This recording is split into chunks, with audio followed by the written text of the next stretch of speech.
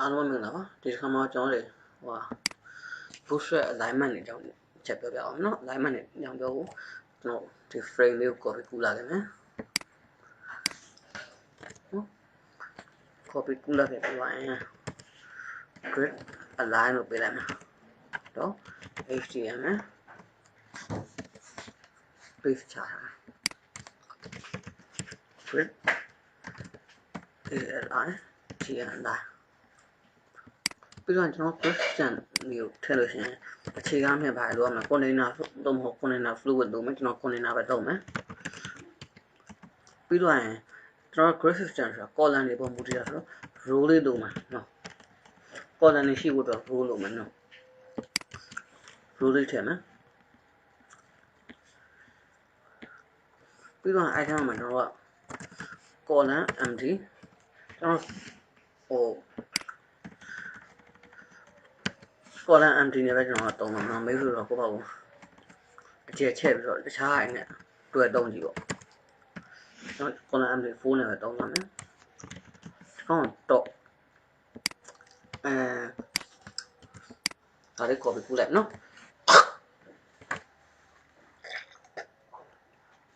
ဒီကောင်တော့ထားထားမယ်ကျွန်တော် alignment မှာကျွန်တော်ကနှစ်မျိုးရှိတယ်နှစ်မျိုးဆိုတာ vertical alignment horizontal alignment horizontal vertical အခုတော့ကျွန်တော်ပြမှာvertical alignment ဆိုတော့ top တွေ center တွေ button တွေရှိမယ်နော် top ရယ် center ရယ် C and D ရယ် center ပြီးနောက်တစ်ခုကပါလဲဆိုတော့ bottom BOTTON bottom ဒါ vertical alignment ပဲကျွန်တော်ပြောနေတာပေါ့နော် vertical alignment မှာပေးကြလို့ရှိရင် ASI GAlign IDENS item start လို့ပေးရ line item start တော့ line item start sorry ဒီ line item start ကျွန်တော်ခဏလေးပြန်ဖြတ်မယ်နော်ဘာမှ line item မပေးရင်ကျွန်တော် view grid system ဒီ grid system ပုံမှန်ဟိုတစ်ခေါက်ကတော့ဟာကြည့်တာသိပြီးသားနော်ဒါ grid system ရတော့မြင်လာထင်လာဖြစ်သွားအောင်နော် style လေးထည့်လိုက်မယ် stamp 2 let's rule မလိုက်မယ် border 1 pixel solid wrap လို့ပေးလိုက်မယ်ပြီးတော့ကျွန်တော်တို့ vertical line ကိုပြမှာဖြစ်တဲ့တော့ဟိုလုံးဝ height လေးမရှိလို့ရှင်မမြင်တော့ဘူးနော်အဲ့တော့150 pixel ထားလိုက်မယ်ချက်ကြည့်အောင်အခုတော့ style ထည့်လိုက်တာလေးနော် okay ကျွန်တော်ဒီ top ဆိုတာလေးကနေ align item start ဆိုတာက default နေတာအတိုင်းပဲကျွန်တော်ထည့်ပြမယ်နော် IGN align IDENS align item START start တို့ထည့်လိုက်ဘာပြောင်းလို့မလဲ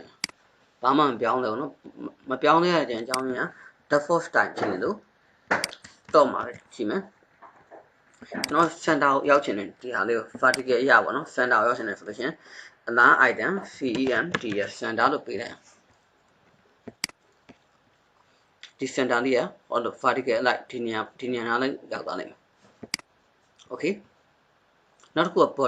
bottom ဆိုပဲနေရာဟိုအောက်ဆုံးကိုရောက်မှာအောက်ဆုံးရောက်ချင်လို့ရှိရင် start ရှိတယ် center ရှိတယ်နောက်ဆုံးတစ်ခုကပါလဲဆိုတော့ M ပေးရပါ align item M okay ဟိုအောက်ဆုံးရောက်သွားဒါကတော့ဟိုတတွဲလုံးကိုပေါ့နော်ဟို top ဆိုတော့ top တတွဲလုံးဒီတတွဲလုံးကိုကျွန်တော်ပေးတယ်တတွဲလုံးကိုပဲကျွန်တော်တစ်ခုချင်းပေးခြင်းနော်ရတယ်ဗျာနော် booster မှာအသင့်တော့ထားပေးပြီဒါsorry ကျွန်တော်ရေးမနေတော့နည်းနည်းအချိန်ကြာသွားလိုက်မယ်ဒါကို copy ယူလာလိုက်မယ် paste လုပ်မယ်ပြီးရင်ဒီ line item M လေးကိုဖြုတ်ထုတ်လိုက်ဒီ button ဆွဲနေမှာ dot တစ်ခုချင်းကျွန်တော်ထားမှာနော် center bottom လက်ရှိဘာမှမပေးရတဲ့အချိန်ကြည့်မယ် dot center bottom အားလုံးအပေါ်မှာပဲကတ်နေလိမ့်မယ် line item start အတိုင်းဖြစ်နေလိမ့်မယ် okay အဲ့ဒါအောင်မှာကျွန်တော်တစ်ခုချင်းပြင်မယ် align set start set start က default style နော်ပြီးတော့ generate နှစ်ခုအောင်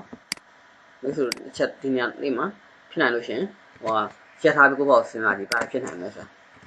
ကျွန်တော်တော့ဆက်ပြောသွားမယ်နော် C9 set CM T ရဲ့ center သုံးခုလုံးပေးလိုက်လို့ရှင် top ကအပေါ်မှာနေမယ် center ဒီနားလေးရောက်မယ် bottom ကဒီ whole off ဆုံးရောက်သွားလိမ့်မယ် okay ဒါ vertical line vertical line ရှိလို့ရှင် horizontal line လည်းရှိရတယ်နော်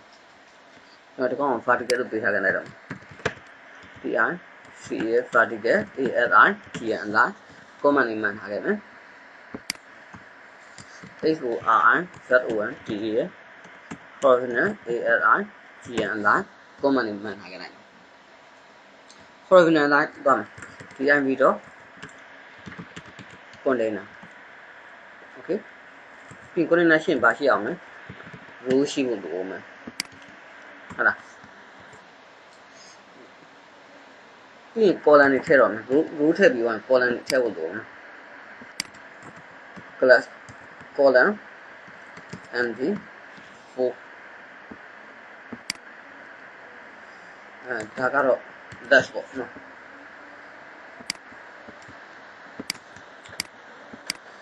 dash နှစ်ခုrow တွေရှင်းတာမယ်1 2 3 4 5ဘာလို့5ခုလောက်သွားတာလဲဆိုတော့ပြင်ကျွန်တော်ပြမယ်နော် that ရှိမယ် center ရှိမယ် center ဟို off ဟာလည်းပိုပါလာသေးတယ်ပြင်ပါရှိမှာလေ RI GH right ရှိမှာဒီကောင်ကျတော့ဘာလို့ပြရလဲဆိုတော့between လို့ပြင် BWEN between BETWEN between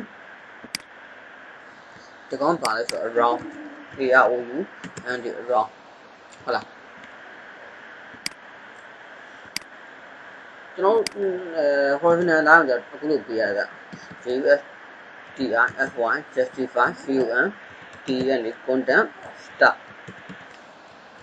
start ကတော့ထုံးမှန်တိုင်း default style ဘာမှအပြောင်းလဲရှိမှာမဟုတ်ဘူး okay အဲ့ content start မဟုတ်ဘဲနဲ့ center ကိုပြမယ်နော် center application အခု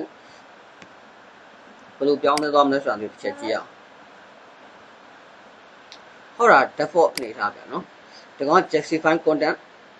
center ကိုပြောင်းလိုက်လို့ okay center ပြီးလို့ရှိရင်ဘာရှိမလဲ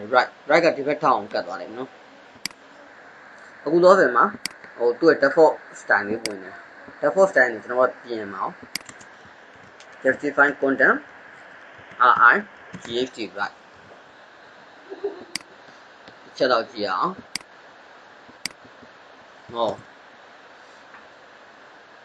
်sorry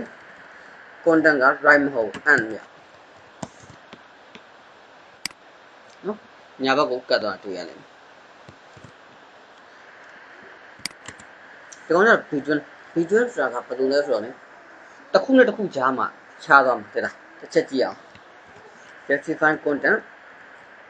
BETWEN between နဲ့ around နဲ့ခက်ဆင်ဆင်တူတူထင်ရတယ်မတူနော် between တစ်ချက်ကြည့်လိုက်ကျွန်တော် refresh လုပ်ပြမယ် between ဆိုတော့အတွင်းထဲမှာပဲဒီနှစ်ခုရဲ့ကြားထဲမှာပေါ့နော်နှစ်ခုရဲ့ကြားထဲမှာသူကခြားထွက်သွားတယ် around ကြည့်အောင် around နဲ့ between နှစ်ခုတွဲပြီးကြည့်လိုက်မယ်ဆိုရင်ရှင်းသွားနိုင်မယ် ROUN နေ justify content sorry round မဟုတ် around နော် AROUND around နော် okay around ကြတော့ပတ်ချတယ်သူ့ around ဆိုတဲ့သဘောတရားကသူ့ပတ်ချတယ်မှာဒီဘက်မှာနည်းနည်းခြံထားခဲ့မယ်ဒီဘက်မှာခြံမယ်ဒီဘက်မှာခြံတယ်ဒီဘက်မှာခြံတယ် okay ဒါကျွန်တော် vertical line နဲ့ horizontal line တွေကိုပြောသွားတာဒီ center ကိုထားပါတော့ကျွန်တော် horizontal line တွေကိုဘယ်လိုသုံးလဲပေါ့နော်ကျွန်တော် horizontal line တစ်ခုကိုကျွန်တော်လက်တွေ့တွေတစ်ချက်သုံးပြမယ်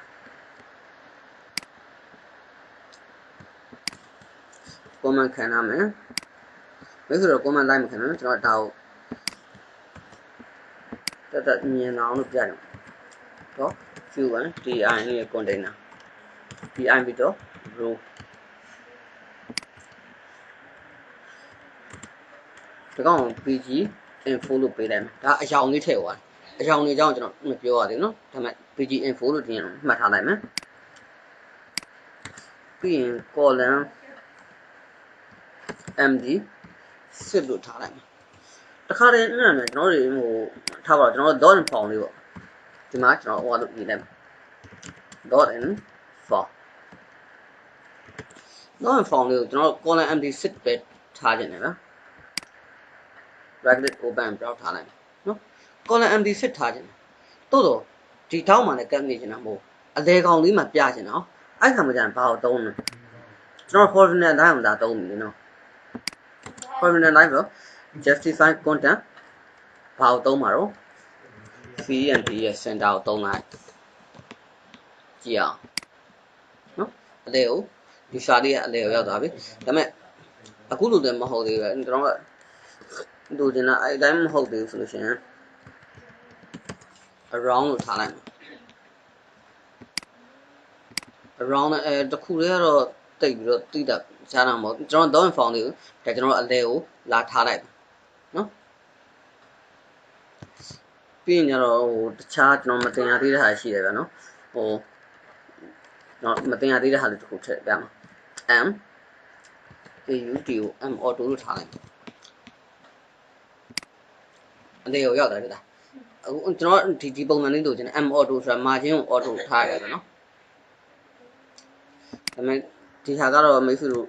မြင်အောင်ကျွန်တော်ပြတဲ့ခါကျတော့တချို့ဟိုဟာတွေအခုကျွန်တော်နောက်ဆုံးမှသုံးလိုက်တဲ့ m auto လို့ pg info လို့ကမတင်ရသေးဘူးเนาะရတယ်ပြဿနာမရှိဘူးမိတ်ဆွေတို့ဒီနေရာမှာဘာကိုသိရမှာလဲဆိုတော့မိတ်ဆွေတို့သိထားဖို့ကကျွန်တော် grid system နဲ့ပတ်သက်လို့ဟို vertical line နဲ့ horizontal line အောင်မိတ်ဆွေတို့သိလို့ရှိရင်ဒီသင်ခန်းစာ okay ပြီအားလုံးပဲအဆင်ပြေကြမယ်လို့လည်းကျွန်တော်ပြောနေတယ် like လုပ်ကြပါlike မလုပ်တဲ့လူတွေတချို့ကျွန်တော်ထုတ်လိုက်ပြီးပါเนาะနောက်ထပ်ထပ်ထုတ်တဲ့ထဲကကိုဖြစ်မသွားဘူး like လုပ်ကြအောင်ကျွန်တော်ကတော့ like မလုပ်အောင်ထုတ်နေမှာပေါ့